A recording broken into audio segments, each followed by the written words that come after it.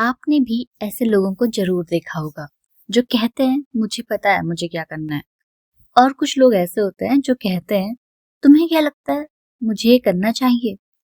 आखिर इन दोनों की सोच में इतना बड़ा अंतर क्यों है? आइए इसका जवाब जानते हैं। प्रॉब्लम यह है कि हम अक्सर लोगों को गलत समझ लेते हैं।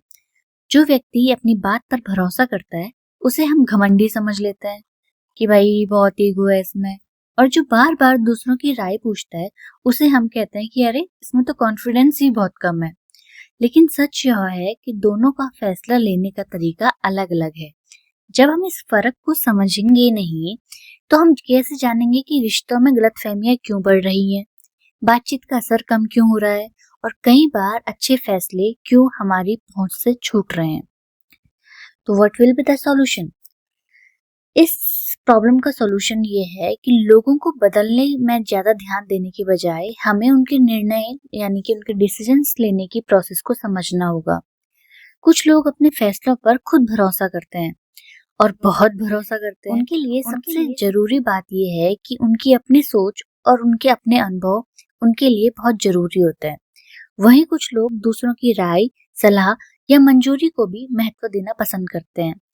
इसका मतलब यह नहीं है कि कोई सही है और कोई गलत, यह सिर्फ सोचने का अलग अलग तरीका है। जब आप यह समझ जाते हो कि सामने वाला किस आधार पर निर्णय ले रहा है तो आप उससे उसकी भाषा में बात कर पाओगे। इससे विश्वास बढ़ेगा, गलतफहमियां कम होंगी और आपकी बात असर ज्यादा करेगी। आज के इस वीडियो में हमने सीखा कि हर व्यक्ति निर्णय एक ही तरीके से नहीं लेता। कुछ लोग अपने भीतर जवाब खोजते हैं तो कुछ लोग दूसरों की राय से अपने डिसीजंस को मजबूत बनाते हैं।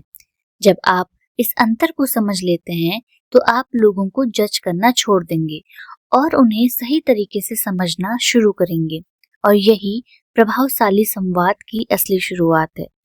नेक्स्ट चैप्टर में हम जानेंगे एक ऐसे ही पैटर्न को जो लोगों के व्यवहार और उनके डिसीजंस लेने की प्रोसेस को इफेक्ट करता है। Thanks for listening.